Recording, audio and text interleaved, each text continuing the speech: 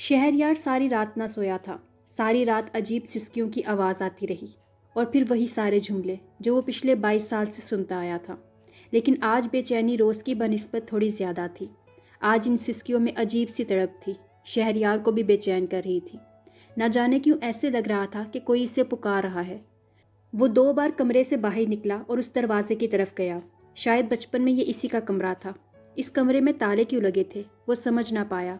वो सुबह उठकर अपनी माँ से इस बारे में पूछना चाहता था, लेकिन इसके बावजूद भी वो ज़्यादा देर वहाँ ना रुका, क्योंकि इस वक्त वो महर के अलावा और कुछ नहीं सोचना चाहता था।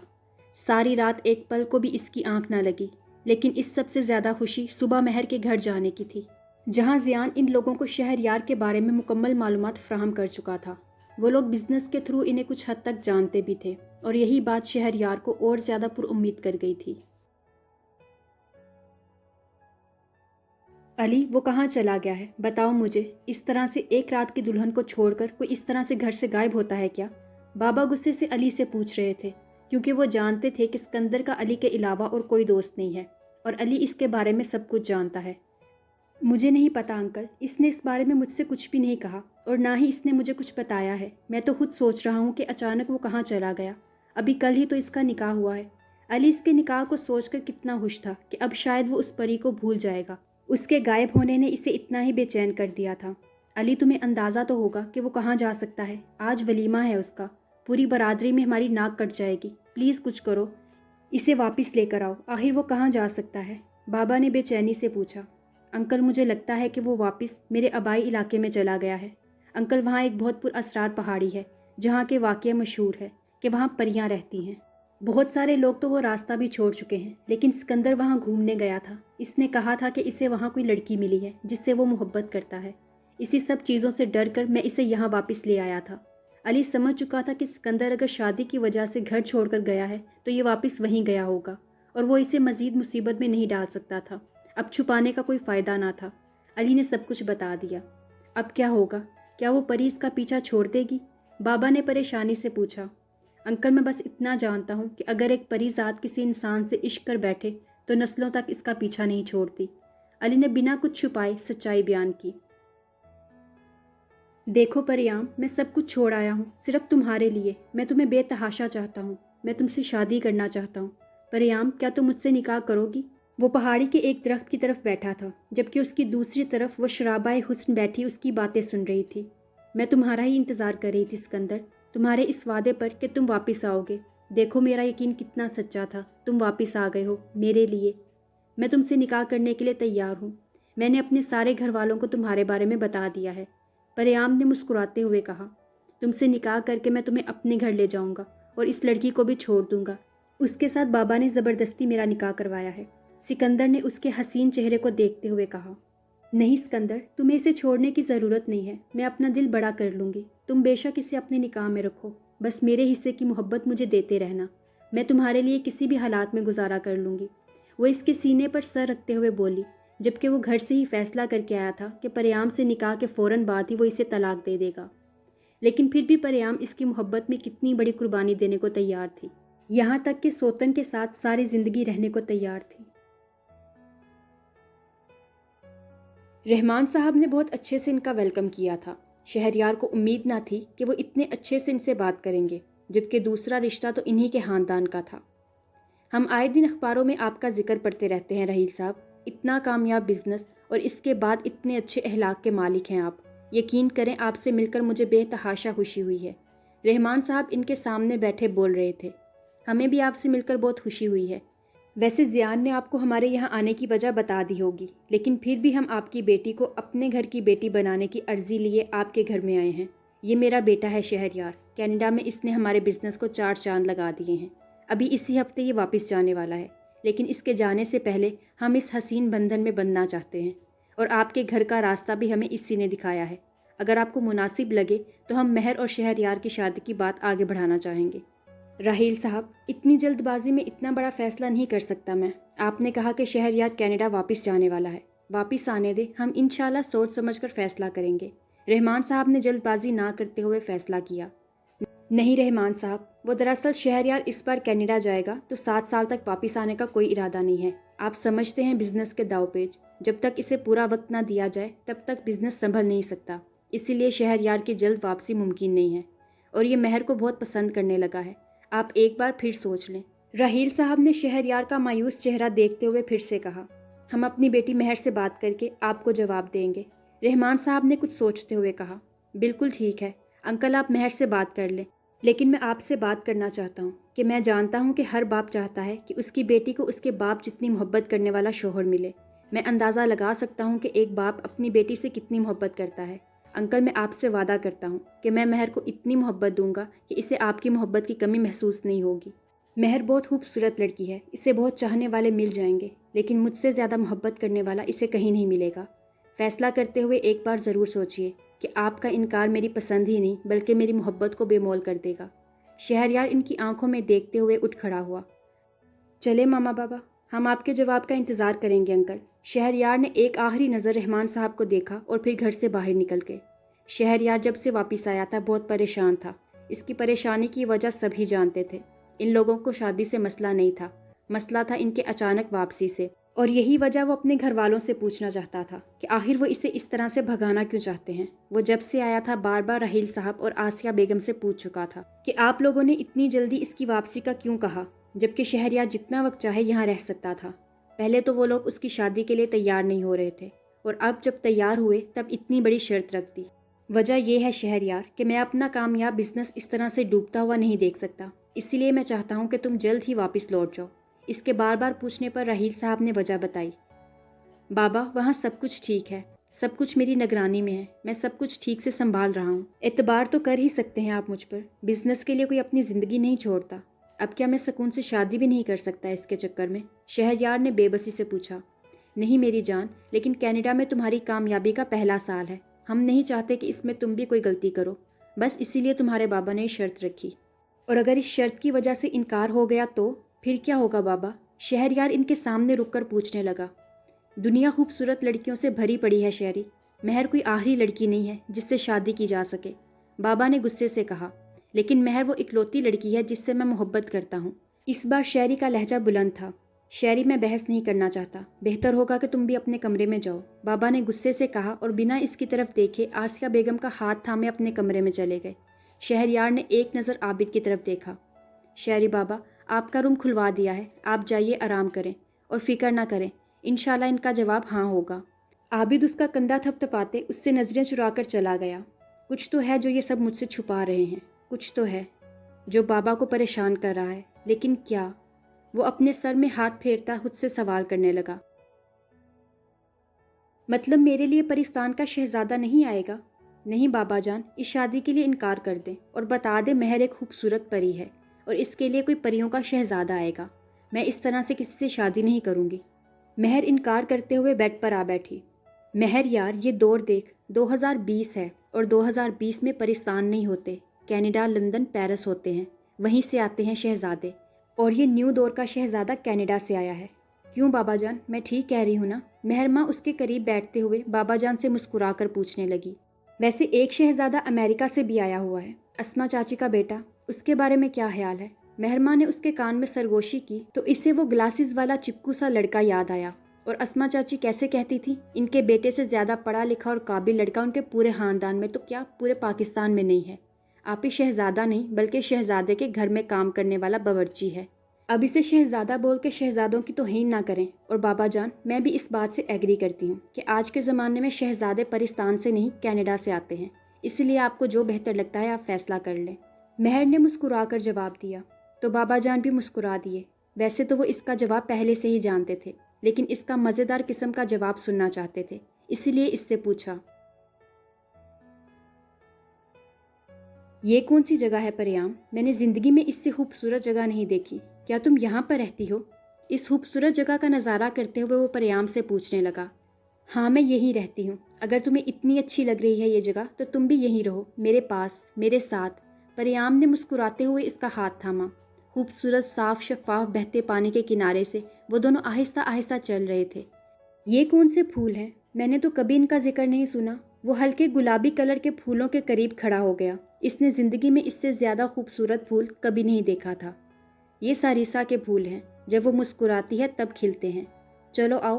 وہ ایک بار پھر سے اس کا ہاتھ تھامے آگے کی طرف چلنے لگی، لیکن اسکندر اس کی بات کو سمجھ نہیں پایا تھا۔ لیکن حیرت اسے تب ہوئی جب اس نے چلتے ہوئے اپنے سامنے اچانک ایک بہت بڑا محل نما گھر دیکھا۔ پریام، دور سے یہ گھر نظر نہیں آ رہا تھا، اب اچانک یہ گھر کہاں سے آیا؟ سکندر حیران پریشان اس سے پوچھنے لگا۔ یہ میرا گھر ہے سکندر، سب نظروں کا دھوکہ ہے، تمہیں دور سے شاید نظر نہیں آ رہا تھا، چلو اندر چلیں۔ پریام خاموشی سے اندر کی جانب چل دی، جبکہ سکندر حیرت زدہ اس کے پیچھے آیا۔ اس سے اچھی اور کون سی بات ہو سکتی ہے رحمان صاحب، ہم آپ کے بہت بہت شکر گزار ہیں۔ انشاءاللہ ہم 2 دن کے بعد نکاح کے لیے آئیں گے۔ ہم جانتے ہیں کہ ہم بہت جلدی کر رہے ہیں، لیکن یہ ہماری مجبوری ہے، رحیل صاحب نے فون پر ان سے بات کرتے ہوئے کہا۔ میں آپ کی مجبوری سمجھ سکتا ہوں رحیل صاحب، شاید آپ کی مجبوری کو دیکھتے ہوئے میں اس رشتے کے لیے تیار نہ ہوتا، لیکن پھر میں نے شہریار کی نظروں میں اپنی بچی کے لیے محبت دیکھی۔ بے شک میں اپنی بیٹی کے لیے ایک شہریار جیسے ہی انسان کی تلاش میں تھا۔ مجھے یقین ہے کہ میری بچی شہریار کے ساتھ بہت خوش رہے گی۔ ہم نکاح کے لیے تیار ہیں، آپ 2 دن بعد تشریف لے آئیے، رحمان صاحب نے مسکراتے ہوئے کہا، جبکہ رحیل صاحب کے ساتھ زمین پر بیٹھا ان کی گفتگو سننے کی ناکام کوشش کرتا شہریار پوری طرح سے ان کی طرف متوجہ تھا۔ جب رحیل صاحب نے فون رکھ کر اس کی طرف دیکھا، ہم 2 دن کے بعد نکاح کے لیے جائیں گے ان کے گھر، بابا نے مسکراتے ہوئے اس سے کہا۔ او بابا جان، آئی لو یو سو مچ۔ ان کی بات مکمل ہونے سے پہلے ہی شہریار اٹھ کر ان کے سینے سے لگ چکا تھا، جبکہ رحیل صاحب نے ایک نظر آسیہ اور عابد کی طرف دیکھا، شاید وہ آنے والے وقت سے انجان نہیں تھے۔ یہ سب کچھ کیا ہے پریام؟ تم مجھے کہاں لے کے آئی ہو؟ یہ جگہ اتنی عجیب کیوں ہے؟ اتنے بڑے محل میں تمہارے علاوہ اور کون کون رہتا ہے؟ ابھی تک کوئی بھی مجھ سے ملا کیوں نہیں؟ اور وہ بچی کون تھی جو وہاں باہر کھیل رہی تھی؟ وہ اتنی چھوٹی سی بچی اپنے پیروں پہ کس طرح سے چل رہی تھی؟ اور پھر اچانک غائب کہاں ہو گئی؟ تم نے تو کہا تھا آج نکاح ہوگا، تم نے کہا سارا انتظام کیا گیا ہے۔ سکندر اس سے سوال پہ سوال کیے جا رہا تھا، جبکہ پریام اس کے سامنے مسکرا رہی تھی۔ ابھی اس کے سوالات جاری تھے جب ایک بزرگ اس جگہ داخل ہوئے۔ بابا جان، آپ نے نکاح کا انتظام کر دیا؟ دیکھیں میں سکندر کو بھی اپنے ساتھ لے آئی ہوں، پریام نے مسکراتے ہوئے تعارف کروایا۔ آپ سے مل کر خوشی ہوئی، بزرگ انسان بنا مسکرائے سنجیدہ انداز میں بولے اور پیچھے کی طرف اشارہ کیا جہاں سے وہ اندر داخل ہوئے تھے، اور ان کے اشارے کے ساتھ ہی کچھ لڑکیاں چہرے پر جالی سے نقاب کیے داخل ہوئیں۔ یہ منظر اتنا خوبصورت تھا کہ سکندر خوفزدہ ہو گیا، اس کا دل زور زور سے دھڑک رہا تھا۔ لیکن کیوں؟ یہ سب کچھ تو اتنا خوبصورت تھا، پھر کیوں اسے ڈر لگ رہا تھا؟ کیوں اسے یہ سب کچھ عجیب لگ رہا تھا؟ ان 2 دنوں میں شہریار بہت بے چین رہا، وہ ایک سیکنڈ کو بھی سو نہ سکا، یہاں تک کہ بے چینی اور نیند پوری نہ ہونے کی وجہ سے اسے تیز بخار نے گھیر لیا۔ زیان ہر وقت اس کے ساتھ رہتا تھا، لیکن اس کے باوجود بھی وہ ان آوازوں سے اپنا پیچھا نہیں چھڑا پا رہا تھا۔ اچانک خوف سے اس کا پورا بدن کپکپانے لگتا، لیکن اسے کس چیز کا ڈر تھا یہ وہ خود بھی نہیں جانتا تھا۔ آسیہ اور رحیل صاحب بہت پریشان تھے۔ آپ بھی تو کسی پیر سے اس کے لیے تعویذ بھی لے آیا تھا، جسے پہننے سے شہریار نے انکار کر دیا، اور بہت منانے کے باوجود بھی شہریار نہ مانا۔ یار یہ تو وہی لڑکا ہے نا جو لفٹ میں ہم سے ملا تھا؟ منال نے فوٹو دیکھتے ہوئے پوچھا۔ ہاں وہی ہے، گنگو تیلی، مجھے لگا تھا کوئی شہزادہ آئے گا میری زندگی میں۔ یار اب تو میں نے بابا کے سامنے بھی ہاں کر دی، وہ بھی بنا تصویر دیکھے، اب جمعہ کو نکاح ہے، انکار بھی نہیں کر سکتی۔ ہائے کہاں پھوٹی میری قسمت، ایک بار گنگو تیلی کو دیکھ تو لیتی، پھر ہاں کرتی۔ یہ ساری زندگی میرا مذاق اڑائے گا کہ میں نے اسے بیوٹیفل کہا تھا، ہینڈسم نہیں۔ مہر اپنا سر پیٹتے ہوئے بولی۔ مجھے تو لگتا ہے وہیں لفٹ پہ ہی تجھ پر فدا ہو گیا تھا، منال نے تصویر دیکھتے ہوئے کہا۔ ہاں تو فدا تو ہونا ہی تھا، اب میں ہوں ہی۔ بندریا، اس سے پہلے کہ مہر بولتی منال بولی۔ اپنی شکل دیکھی ہے تو نے، چوہیا جیسی، مجھے بندریا کہتی ہے؟ اپنی خوبصورت شکل کا مذاق اڑاتے دیکھ کر مہر غصے سے بولی اور کھینچ کر کشن اٹھا کر اس کے سر پر دے مارا، جبکہ خود کو چوہیا کہلانے پر منال نے بھی اس سے خوب بدلا لیا۔ اللہ کرے میرے لیے ایک بیوٹیفل کا رشتہ ہے، جو ساتھ میں بیوٹیفل تھا نا، اس کے لیے تیرا رشتہ ہے، اور تیرے ابا اماں تجھ سے پوچھے بغیر رشتہ پکا کر دیں، پھر دیکھ میں تیری شادی پہ کیسے بھنگڑے ڈال ڈال کر ناچتی ہوں۔ مہر نے ایک بار پھر سے کشن مارتے ہوئے بد دعا دی۔ ہاں یار وہ بھی کافی ہینڈسم ہے، آمین سم آمین۔ اس کی بد دعا پر آمین کہتے باہر کی طرف دوڑ لگائی۔ بے وقوف، میں نے بد دعا دی تھی، دعا نہیں، مہر پیچھے سے بتانا نہ بھولی۔ سکندر سامنے بیٹھے سب لوگوں کو گھورے جا رہا تھا، جبکہ پریام مسکرا رہی تھی۔ اسے حیرت کا اصل جھٹکا تب لگا جب ایک سفید دوپٹہ ہوا میں اڑتا پریام کے سر پر پڑا۔ نکاح کی کارروائی شروع کی جائے، بزرگ کی آواز کمرے میں گونجی۔ 1 منٹ، یہ سب کچھ کیا ہے؟ یہ دوپٹہ اپنے آپ کیسے آیا؟ اور یہاں پر کچھ دیر پہلے جو لڑکیاں کھڑی تھیں وہ کہاں غائب ہو گئیں؟ یہاں پر کیا ہو رہا ہے؟ یہ سب کچھ کیسے؟ پہلے یہاں پر محل نہیں تھا، پھر اچانک یہ محل کہاں سے آیا؟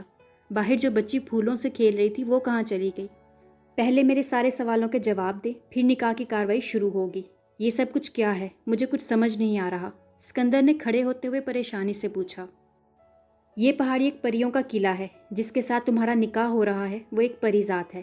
اس قلعے کی اصل مالکن تم سے محبت کرتی ہے، اس لیے ہم تمہارا نکاح اس کے ساتھ کر رہے ہیں، ورنہ ایک انسان کے ساتھ ایک پری ذات کا نکاح ہماری اور تمہاری نسلیں برباد کر سکتا ہے۔ لیکن ہم پھر بھی اپنی بیٹی کی خواہش کے سامنے بے بس ہیں۔ اب خاموشی سے بیٹھ جاؤ تاکہ نکاح کی کارروائی شروع ہو، بزرگ نے سمجھاتے ہوئے کہا۔ نکاح؟ کون سا نکاح؟ میں ایک انسان سے نکاح کرنے جا رہا تھا۔ اگر مجھے ذرا بھی اندازہ ہوتا کہ پریام کوئی پری ہے تو میں یہاں کبھی واپس نہ آتا۔ میں یہاں ایک پل نہیں رکنا چاہتا، مجھے یہاں سے واپس جانا ہے۔ سکندر ان سب کو دیکھتے ہوئے باہر کی طرف جانے لگا۔ نہیں سکندر، تم ایسے واپس نہیں جا سکتے، تم نے ہماری بچی سے وعدہ کیا ہے، اگر تم نے وعدہ خلافی کی تو وہ اپنی زندگی گنوا دے گی، اس سے اس کی زندگی چھین لی جائے گی، اس سے اس کے جینے کا حق چھین لیا جائے گا۔ سمجھنے کی کوشش کرو سکندر، تم اس طرح سے ایسے واپس نہیں جا سکتے۔ یہ سچ ہے کہ ہم تمہارے ساتھ زبردستی نہیں کر سکتے اس نکاح کے لیے، لیکن ہم اپنی بچی کو کھو بھی نہیں سکتے۔ میں کچھ نہیں جانتا، میں نہیں کرنا چاہتا نکاح، میں نے پریام سے محبت اسے انسان جان کر کی تھی۔ یہاں جو کچھ بھی دیکھ چکا ہوں، اس کے بعد پریام کو ایک پری کے طور پر قبول کرنا میرے بس سے باہر ہے۔ مجھے معاف کیجیے، میں یہاں شادی نہیں کرنا چاہتا، مجھے جانے دے یہاں سے۔ سکندر ان کے سامنے ہاتھ جوڑتے ہوئے بولا۔ میں تمہارے ساتھ ساری زندگی انسان کی طرح رہوں گی، تم سے کبھی کچھ نہیں مانگوں گی۔ سکندر مجھے چھوڑ کے مت جاؤ، میں تم سے بے تحاشا محبت کرتی ہوں، مجھ جیسا عشق کوئی نہیں کر سکتا۔ پریام بھی اسی کے سامنے اسی کے انداز میں ہاتھ باندھ کر کھڑی ہو چکی تھی۔ مجھے معاف کر دو پریام، مجھے لگا تم ایک عام انسان ہو، اگر مجھے پتا ہوتا کہ تم ایک پری ذات ہو تو میں اپنے قدم روک لیتا۔ میں یہ نکاح نہیں کر سکتا، مجھے یہاں سے واپس جانا ہے، خدا کے لیے مجھے جانے دے یہاں سے۔ سکندر تمہارے یہاں سے چلے جانے سے پریام کو اپنی زندگی ختم کرنی پڑے گی، تم کیوں نہیں سمجھ رہے ہو؟ اسے ساری زندگی ایک تابوت میں گزارنی پڑے گی، یہ اصول ہے۔ اگر ایک پری ذات ایک انسان کے عشق میں مبتلا ہو جائے اور وہ انسان اسے اپنانے سے انکار کر دے تو اسے ساری زندگی قید خانے میں گزارنی پڑتی ہے، جہاں سے نہ تو وہ کبھی نکل سکتی ہے اور نہ ہی جی سکتی ہے۔ ٹھیک ہے، اگر تم اس کے ساتھ نہیں رہنا چاہتے تو بھی کوئی بات نہیں، لیکن اس سے نکاح تو کر لو، اسے آزادی تو ملے، جینے کی اجازت تو ملے۔ اگر تم نے اس سے نکاح سے انکار کر دیا تو سزا کے طور پر اسے ایک تابوت میں بند کر دیا جائے گا، جس سے وہ ساری زندگی کبھی آزاد نہیں ہو پائے گی۔ وہ تمہیں اپنا محرم مانتی ہے، تمہارے علاوہ وہ کسی کے خوابوں میں بھی نہیں آ سکتی۔ یا تو تم اسے اپنا لو، نہیں تو بس اس سے نکاح کر لو تاکہ وہ ساری زندگی قید خانے میں تو نہ رہے، بزرگ نے اسے سمجھاتے ہوئے کہا۔ نہیں، میں کچھ نہیں کر سکتا، آپ مجھے معاف کر دیجئے، مجھے نہیں رہنا یہاں پر۔ سکندر نے ایک نظر اس محل کی طرف دیکھا اور پھر باہر کی طرف چلا گیا۔ نہیں سکندر، تم مجھے چھوڑ کر نہیں جا سکتے، تم مجھ سے محبت کرتے ہو تو میرے ساتھ ایسا کیسے کر سکتے ہو؟ کیوں مجھے پل پل کی موت دے رہے ہو سکندر؟ میں نے تم سے سچا عشق کیا ہے، خدا کے لیے واپس آ جاؤ ورنہ پچھتاؤ گے۔ حائم، پریام کو تابوت میں بند کر دیا جائے، ایک انسان سے عشق کرنے کی سزا اسے ضرور ملے گی۔ بزرگ نے ایک نظر اپنی روتی بیٹی کو دیکھا اور پھر بنا اس کی طرف دیکھے چلے گئے۔ تم نے میرے ساتھ اچھا نہیں کیا سکندر، تمہیں اس کی سزا ضرور ملے گی، تم نے مجھ سے میری زندگی چھین لی ہے، میں تمہاری نسلیں برباد کر دوں گی۔ سکندر ڈر کے مارے وہاں سے نکل تو آیا، لیکن جیسے جیسے وہ پہاڑی اتر رہا تھا ویسے ویسے ہی اس کا دھیان اس بزرگ کی باتوں پر گیا، جو کہہ رہے تھے کہ اگر اس نے نکاح نہ کیا تو وہ ہمیشہ کے لیے پریام کو قید کر دیں گے، اس سے جینے کا حق ہی چھین لیا جائے گا، اسے انسان سے عشق کرنے کی سزا دی جائے گی۔ سکندر بھی تو محبت کرتا تھا، وہ اسے عام انسان سمجھتا تھا، لیکن پھر بھی پریام نے تو اسے کبھی نہیں کہا تھا کہ وہ ایک عام انسان ہے۔ اگر پریام نے اس سے اس بارے میں کچھ نہیں بتایا تھا تو سکندر نے بھی تو کبھی اس سے اس بارے میں کچھ نہیں پوچھا تھا کہ وہ اس ویران پہاڑی پر اکیلی کیا کر رہی ہے، کیسے وہ اس کی ایک پکار پر دوڑتی چلی آتی ہے۔ وہ پہاڑ سے اتر کر سڑک پر پہنچ چکا تھا۔ نہیں، پریام کو خود سے محبت کرنے کی سزا نہیں دے سکتا، مجھے اس سے جینے کا حق چھیننے کا کوئی حق نہیں ہے۔ وہ کون سا مجھ سے کوئی حق مانگ رہی ہے؟ صرف نکاح کے لیے ہی تو کہہ رہی ہے، اسے اس نکاح سے جینے کا حق ملے گا۔ مجھے پریام سے نکاح کر لینا چاہیے، وہ مجھ سے کچھ نہیں مانگ رہی سوائے نکاح کے۔ ہاں مجھے اس سے نکاح کر لینا چاہیے۔ سکندر نے سوچتے ہوئے اپنے قدموں کو وہیں روک لیا اور تیزی سے سڑک پار کرتے ہوئے واپس پہاڑی کی طرف جانا چاہا، لیکن شاید قسمت کو کچھ اور ہی منظور تھا۔ اس سے پہلے کہ وہ سرحد پار کرتا، ایک تیز رفتار گاڑی اس سے آ کر ٹکرائی اور چند ہی منٹ میں وہ اپنے ہوش و حواس سے بیگانہ ہو چکا تھا۔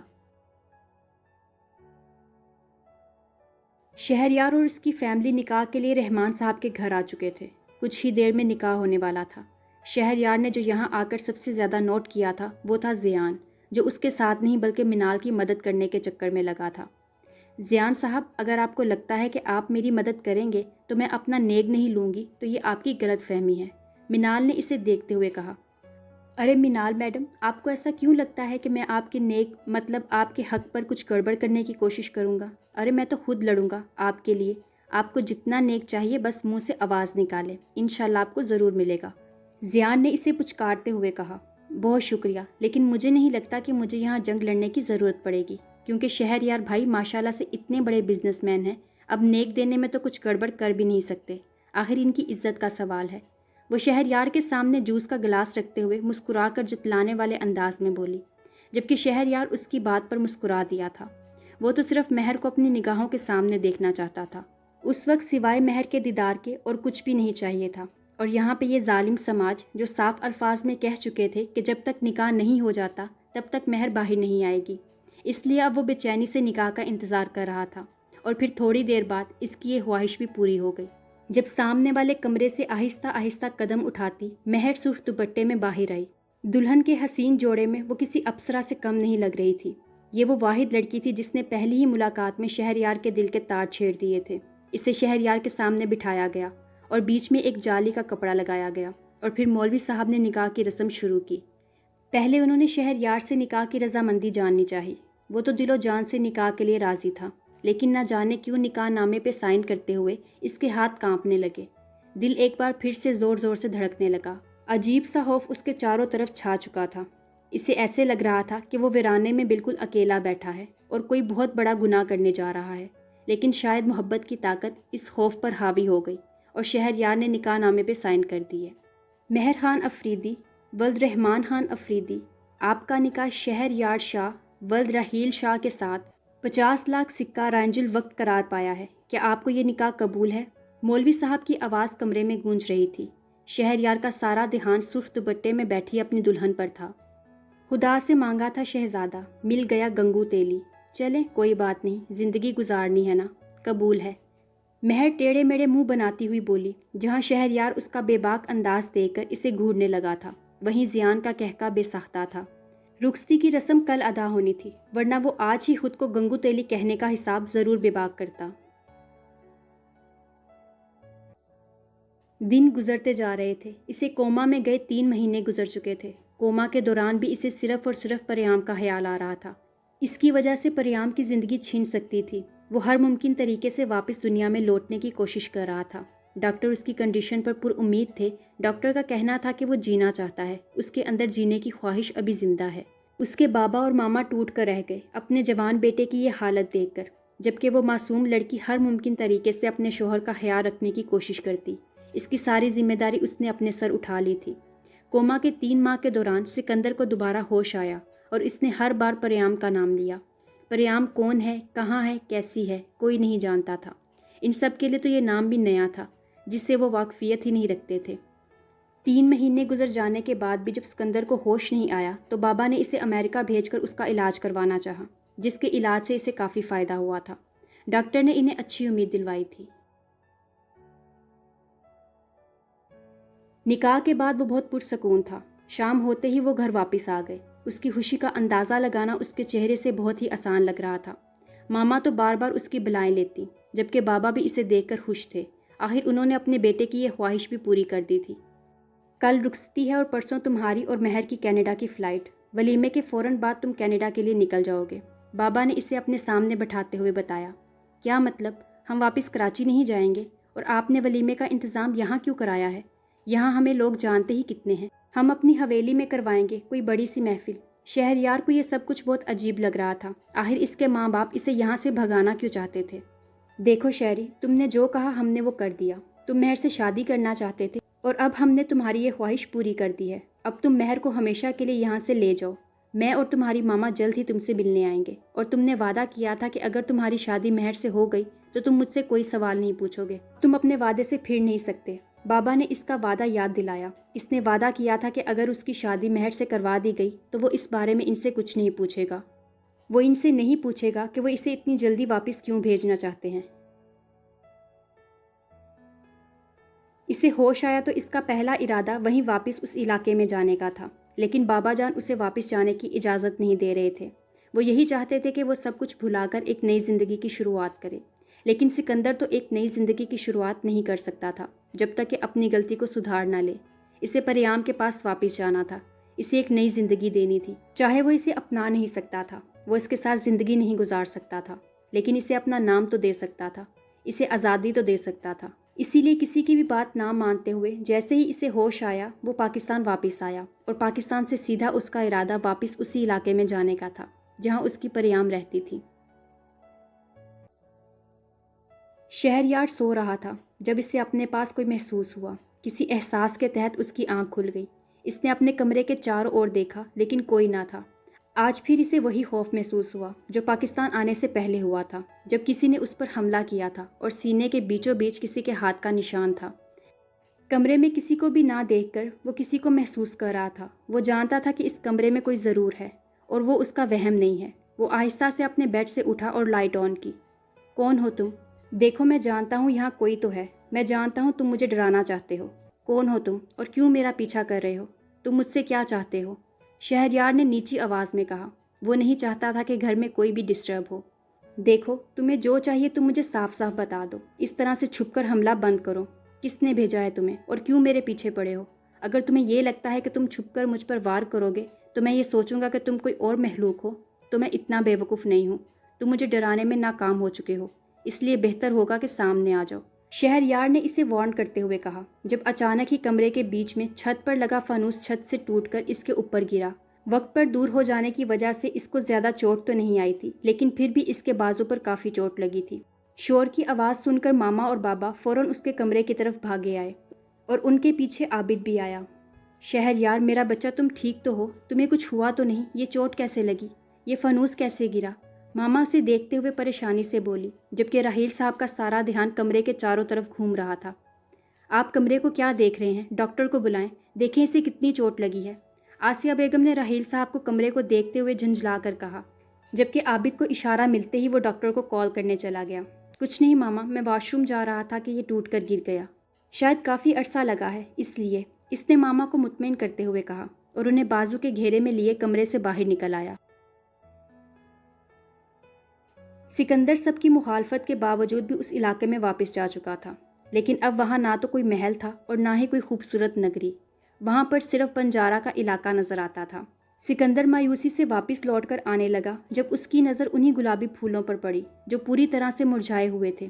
اس کے کانوں میں پریام کی آواز گونجی جس نے کہا تھا، یہ ساریسا کے پھول ہیں، جب وہ مسکراتی ہے تب یہ پھول کھلتے ہیں۔